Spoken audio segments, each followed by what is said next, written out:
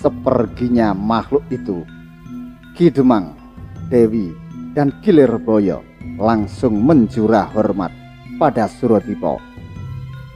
Ternyata Raden adalah utusan Gusti Senopati. Maafkan ketidaksopanan kami selama ini. Surodipo langsung memegang dan mengangkat bahu Ki Demang agar pria paruh baya tidak terus menyembahnya. Saya memang diperintah untuk menyamar seperti ini karena Gusti Senopati ingin menyelesaikan masalah ini dengan hati-hati. Sebab Kademangan Watu Gamping masuk ke wilayah Pajang. Jika salah menanganinya, bisa terjadi peperangan. Sudahlah, ada yang lebih penting dari itu. Sekarang Ki Demang sudah mengetahui siapa dalang di balik semua ini, kan? Iya. Saya sungguh sangat menyesali sifat saya yang kurang terpuji tersebut, sehingga bisa dimanfaatkan oleh Dukun Teluh, suruhan Demang Sraweyan. Ki Demang, sekarang Demang Sraweyan sedang menyerbu Kademangan ini dengan seluruh pendekar bayarannya.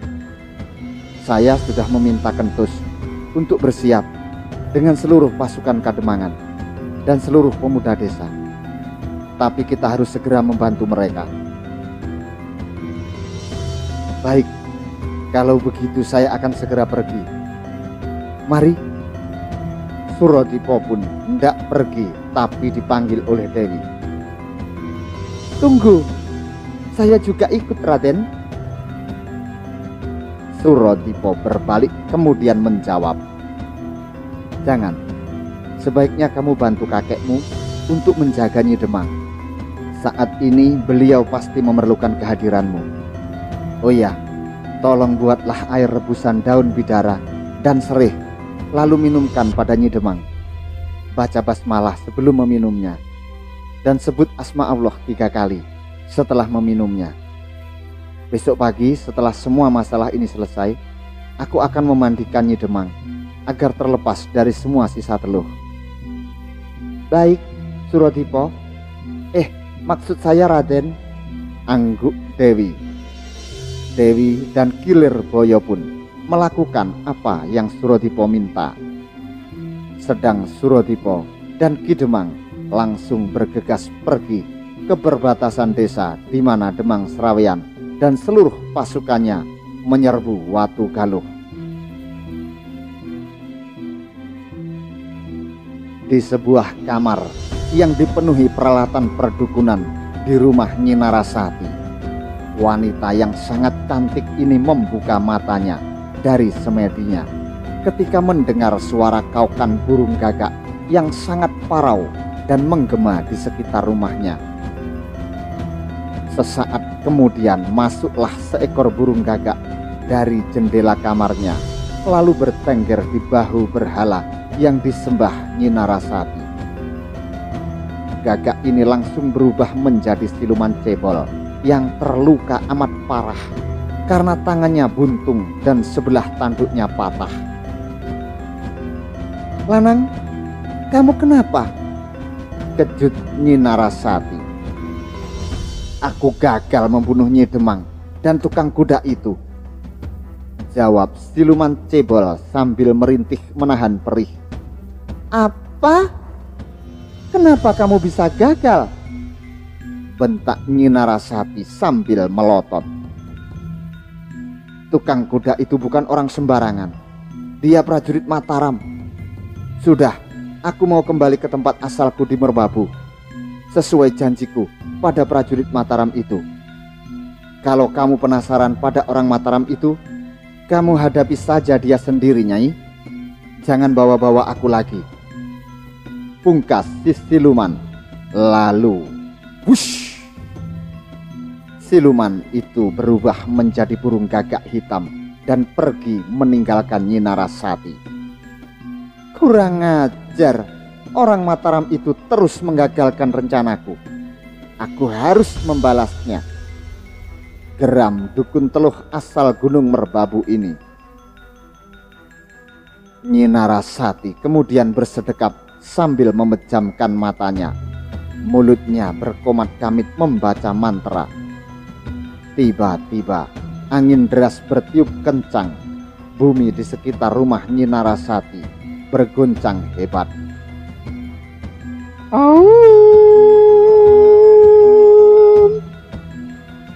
Dua auman serigala menggetarkan rumah Nyi Narasati. Dari atas langit melesatlah dua daru berwarna putih dan meledak di kiri kanan Nyi Narasati. Muncullah dua ekor serigala berwarna putih bermata merah darah dari dua daru tersebut. Akan aku habisi sendiri orang Mataram itu. Aku akan habisi Nyi Demang dan Ki Demang serta anaknya dengan tanganku sendiri. Geramnya dengan sangat gemas sekali. Di perbatasan desa Watu Galuh dan Watu Gamping terjadilah perang campuh yang cukup dahsyat. Puluhan prajurit Kademangan Watu Galuh dengan dibantu para pemuda desa yang dipimpin Si Kentus berusaha bertahan mati-matian dari gempuran puluhan pendekar bayaran Demang Sraweyan. Goblok! Menghadapi para pemuda desa saja kalian tidak becus. Ayo cepat habisi mereka. Perintah Ki Demang Sraweyan yang membakar semangat para pendekar bayarannya. Bagaimana ini Kang Kentus? Korban sudah banyak berjatuhan di pihak kita. Mana Ki Demang dan sahabatmu itu? Keluh seorang pemuda pada Kentus. Bertahanlah sedikit lagi. Aku percaya pada Ki Demang dan Surodipo. Mereka pasti datang membantu kita, sahut Si Kentus sambil menebaskan goloknya. Kian kemari menghadapi salah seorang pendekar bayaran Demang Sraweyan. Baru saja Si Kentus menutup mulutnya, datanglah Ki Demang dan Surodipo membantu mereka. Lihat apa yang aku bilang, seru Si Kentus girang. Ki Demang dan Surodipo langsung turun tangan menghajar para pendekar bayaran Demang Sraweyan. Efeknya pun sungguh luar biasa. Para prajurit dan pemuda Kademangan Watu Galuh langsung semangatnya berkobar lagi. Dengan semangat mereka kembali merangsek melawan para pendekar bayaran lawannya tersebut. Sementara Demang Sraweyan sangat geram begitu melihat kehadiran Surodipo dan Demang Suroloyo dari atas kudanya. Setan nalas! Berarti Narasati gagal membunuh Nyi Demang dan tukang kuda itu. Demang Sraweyan langsung merogoh jubahnya. Dari dalam jubahnya dia mengambil 4 bilah pisau berkarat, kemudian melemparkannya pada Surodipo. Surodipo yang sedang menghajar beberapa pendekar bayaran dengan tangan kosongnya mendengar suara berdesing dari arah belakangnya. Dia melompat ke atas menghindar sambil menangkap 2 bilah pisau Demang Sraweyan yang 2 lagi menancap di dada 2 pendekar bayaran. Mereka berdua langsung berkelojotan dan tewas dengan mata melotot oleh sebab racun di pisau berkarat yang bersarang di dadanya tersebut. Sementara Surodipo berjumpalitan di udara, kemudian melemparkan 2 pisau yang ia tangkap kembali ke Demang Sraweyan. Demang muda itu langsung melompat dari atas kudanya untuk menghindari serangan balik pisau-pisaunya yang dikembalikan Surodipo sambil meruntuk dalam hatinya. Aha, Ki Demang Sraweyan, penguasa Watu Gamping, kita berjumpa kembali. Ejek Surodipo yang mendarat di hadapan Demang Sraweyan. Setan, siapa kau yang berani selalu mengganggu urusanku? Geram Demang Sraweyan. Bukan siapa-siapa. Aku hanya senang mengganggu urusan orang licik sepertimu yang suka mencelakai orang lain. Hehehe, sahut Surodipo sambil bersidekap dan cengengesan. Kalau begitu, mampuslah kau. Ya! Demang Seraweyan memegang dua bilah pisau di kiri kanan tangannya. Dengan gerakan mirip belalang, dia menerjang Suradipa dengan hebatnya. Orang gila sepertimu harusnya bersyukur bisa menjadi demang di desamu yang cukup makmur di wilayah Pajang. Tak usah bermimpi menjadi raja tanah Jawa dengan membayar pendekar rendahan seperti mereka dan dukun teluh segala. Ejek Suradipa sambil meladeni serangan-serangan Demang Seraweyan. Jadi kau sudah tahu aku akan menjadi raja tanah Jawa. Kalau begitu cepat berlutut minta ampun. Aku masih bisa mengampunimu dan membunuhmu dengan cepat, agar kau tak perlu menderita karena mati perlahan. Geram Demang Seraweyan sambil membuka jurus barunya yang lebih hebat. Tidak usah, terima kasih. Aku tidak mau menyembah orang gila yang bermimpi jadi raja dengan hanya bermodalkan bantuan dukun teluh dan pendekar murahan. Anjing, minggatlah kau ke neraka. Demang Seraweyan melemparkan pisau-pisaunya mencecar ke seluruh bagian tubuh Suradipa dengan hebatnya. Suradipa jadi kelabakan juga karena harus menghindari lemparan-lemparan pisau Demang Seraweyan yang membuatnya yang hanya bertangan kosong jadi sulit memberikan serangan balasan. Maka ia melompat mundur beberapa tombak. Pemuda ini langsung mengerahkan tenaga dalamnya dalam ajian Liman Sewu yang ia warisi dari Kiai Suryo Alam, yang membuat tenaganya bagaikan seekor gajah raksasa. Dengan kekuatannya, dia mencabut sebatang pohon besar, memutar-mutarnya untuk menghalau pisau Demang Seraweyan. Pisau-pisau sang Demang rontok berguguran, kena babuk pohon besar di tangan Suradipa. Setelah lemparan pisau-pisau serangan Demang Seraweyan yang datang bagaikan curah hujan berhenti, Suradipa pun melemparkan pohon besar di tangannya pada Demang Seraweyan. Yang diserang segera melompat ke atas menghindari timpukan pohon besar tersebut. Melihat Demang Seraweyan melompat ke udara, Suradipa pun melompat ke atas dengan kecepatan kilat. Hiat! Suradipa kirimkan satu tendangan kaki kirinya. Demang Seraweyan yang terkejut mendapati serangan mendadak lawannya. Ia tidak sempat menghindari dan akibatnya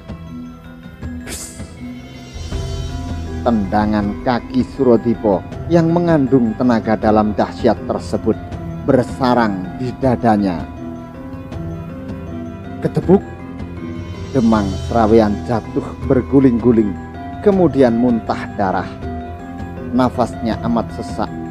Buru-buru dia alirkan tenaga dalamnya ke area dadanya yang berdenyut sakit dan sesak tersebut. Kau memang hebat, tukang kuda. Senang aku bisa menjajal kehebatanmu. Tapi terimalah aji lebur saketiku. Maki Ki Demang Seraweyan sambil menyiapkan pukulan yang juga dimiliki Suradipa, yakni aji lebur saketi. Sang Demang mengangkat tangannya ke atas. Dari ujung kuku sampai sikunya memancarkan cahaya merah membara yang teramat panas. Suradipa menyeringai sinis melihat sang Demang juga memiliki ajian yang dimiliki oleh dirinya.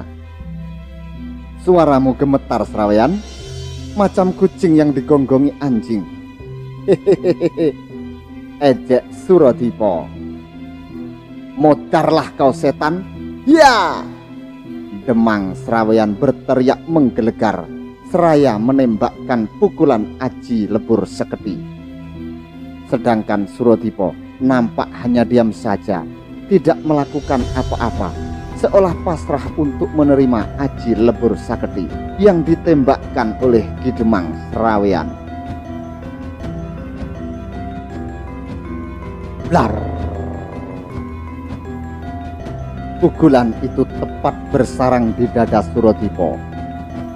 Pemuda ini terpelanting beberapa meter ke belakang sambil menubruk sebuah pohon besar. Pohon itu tumbang dan Suradipa jatuh berguling-guling, kemudian tidak berkutik lagi. Demang Serawean tertawa senang melihat lawannya yang tidak berkutik lagi. Ia lalu menghampiri Suradipa dan menginjak-injak tubuh Suradipa. "Bangun, tukang kuda. Junjunganmu tentu tidak menyuruhmu untuk tidur-tiduran di daerahku ini." Demang Serawean kemudian menendang tubuh Suradipa sampai terbalik, sehingga kini bagian depan tubuhnya dan wajahnya menghadap ke atas. Tapi alangkah terkejutnya Demang Serawean melihat dada Suradipa yang terkena pukulan tidak apa-apa. Bahkan pakaiannya masih utuh, tidak robek ataupun gosong sedikit pun.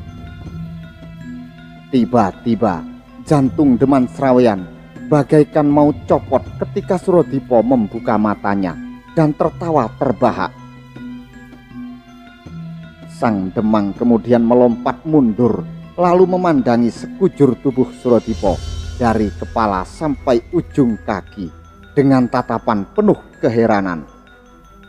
Sementara Suradipa bangun sambil tertawa mengkekeh, seolah tidak terjadi apa-apa pada dirinya.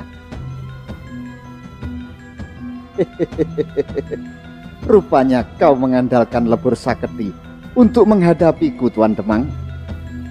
Sayang, kau masih mentah menguasainya, dan tidak mungkin akan sempurna dikuasai oleh orang sesat macam kau yang batinnya kotor." "Kurang ajar, kau meremehkan aku." Kembali Demang Serawean menembakkan Aji Lebur Saketinya, tapi yang diserang tidak terluka sedikit pun. Dengan penuh nafsu dan rasa penasaran, Demang Serawean menguras tenaga dalamnya untuk terus menembakkan Aji Lebur Saketinya. Ledakan dahsyat yang gegap gempita terus berdentuman menggetarkan bumi di sekitarnya.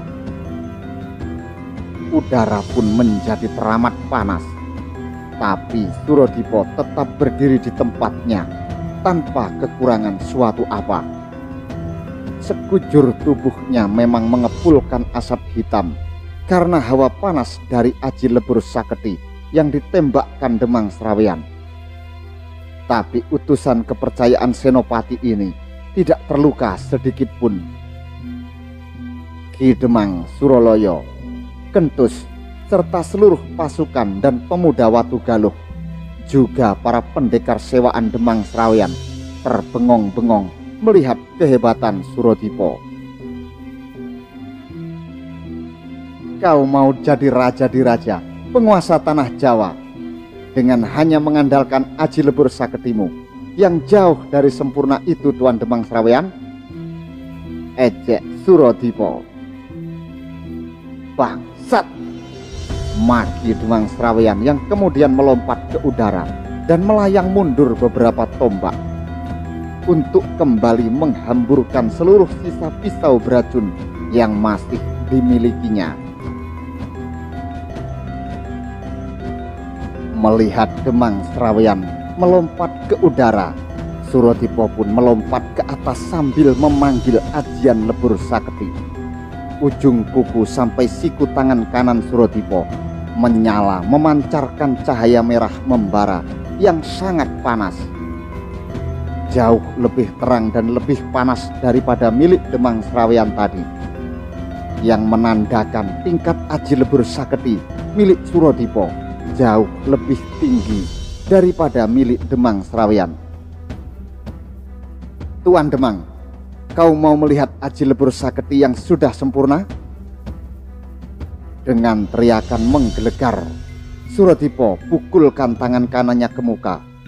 Satu sinar merah membara yang diiringi angin topan yang sangat panas, yang amat dahsyat, menderu mengarah dada Demang Sraweyan yang baru mendarat menjejakkan kakinya ke atas tanah. Blar! Ah! Demang Sraweyan menjerit panjang. Tubuhnya terlempar beberapa tombak ke belakang, terkena pukulan Aji Lebur Saketi Suradipa yang tingkatannya jauh berada di atas Aji Lebur Saketi milik Ki Demang Sraweyan. Dadanya ambrol, mengepulkan asap hangus menghitam. Sekujur tubuhnya dipenuhi jelaga. Demang ini menggeliat-geliat sambil muntah darah. Darah pun terus mengalir dari lubang hidung, telinga, dan sela-sela matanya. Inilah kehebatan Aji Lebur Saketi milik Suradipa yang sudah mencapai tingkatan yang sempurna. Siapa sebenarnya kamu? Tanyanya dengan terbata-bata sambil menahan sakit ketika melihat Suradipa menghampirinya. Suradipa menyeringai.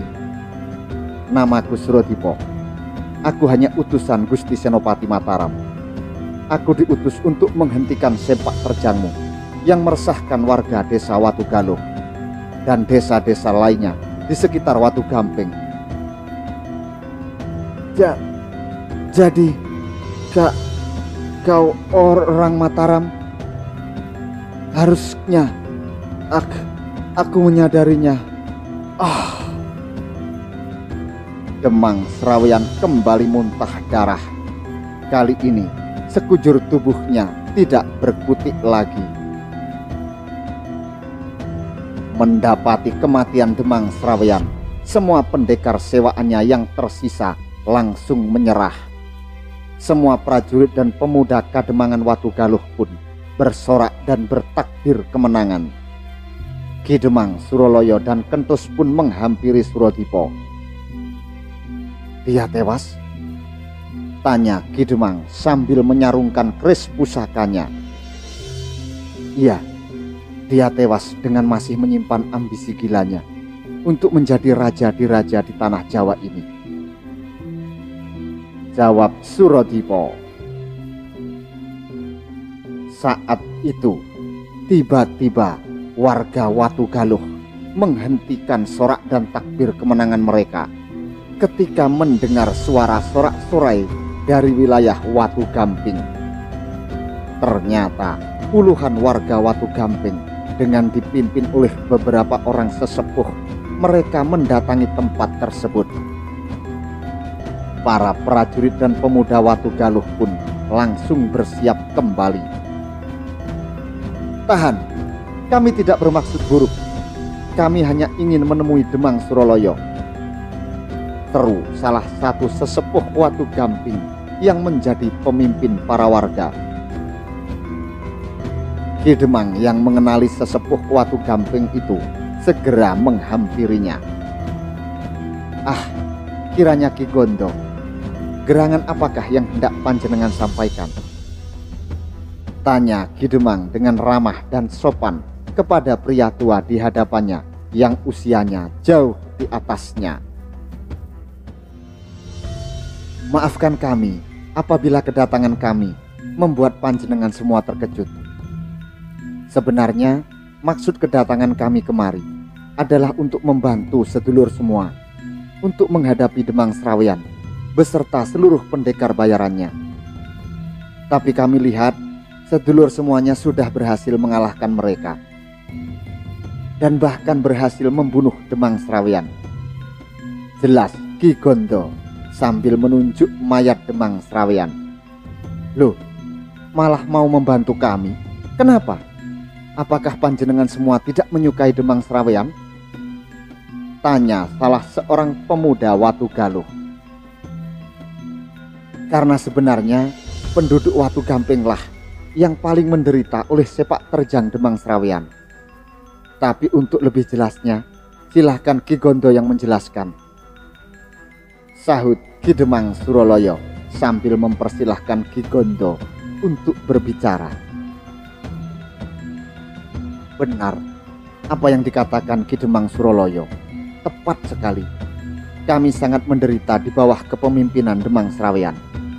Seperti yang para sedulur ketahui, memang semenjak zaman ayah Demang Sraweyan, kami mempunyai perselisihan kecil akan paham batas wilayah desa.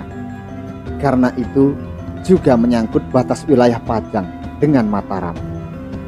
Tapi setelah Demang Sraweyan menggantikan ayahnya, semua masalah perbatasan tersebut menjadi sangat runcing karena Demang Sraweyan menjadikannya alasan untuk menyewa para pendekar golongan hitam. Dan ternyata bukan hanya dengan Watu Galuh saja, para pendekar sewaan Demang Sraweyan juga mengganggu wilayah kademangan lain yang masih masuk wilayah Pajang. Ki Gondo terdiam sejenak. Sebelum meneruskan ceritanya, dia menghela nafas berat. Matanya menatap tajam pada mayat Demang Sraweyan.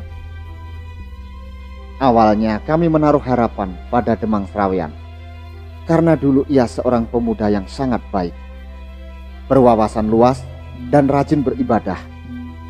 Ilmu kanuraganya cukup tinggi, sehingga bisa kami andalkan apabila terjadi apa-apa dengan desa kami. Tapi semuanya berubah ketika ia bermimpi aneh. Ia bermimpi kejatuhan bintang dan beranggapan bahwa mimpinya tersebut adalah wahyu Prabon untuk dapat menjadi raja tanah Jawa. Ia mulai menjadi orang bertangan besi dan kejam demi mewujudkan ambisinya untuk menjadi raja tersebut. Ia berharap bisa seperti Ken Arok, seorang rampok yang bisa menjadi raja agung di Singosari. Bahkan untuk mewujudkan ambisinya tersebut, ia rela untuk bersekutu dengan seorang dukun teluh yang sangat hebat dari Merbabu bernama Nyi Narasati. Sampai-sampai untuk mengikat sumpahnya, ia menikahi Nyi Narasati agar selalu setia untuk membantunya. Menurutku, ia lebih seperti Rakuti.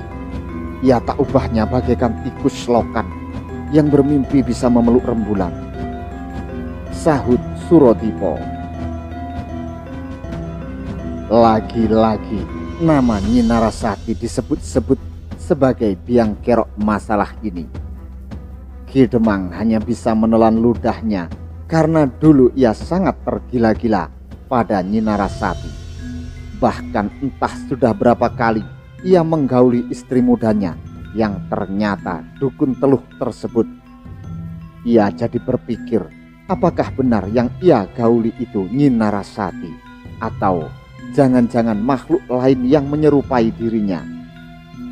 Ki Demang jadi merinding, bergidik ngeri memikirkan semua itu. Jauh dalam lubuk hatinya, ia menyesal telah menikahi dukun teluh tersebut.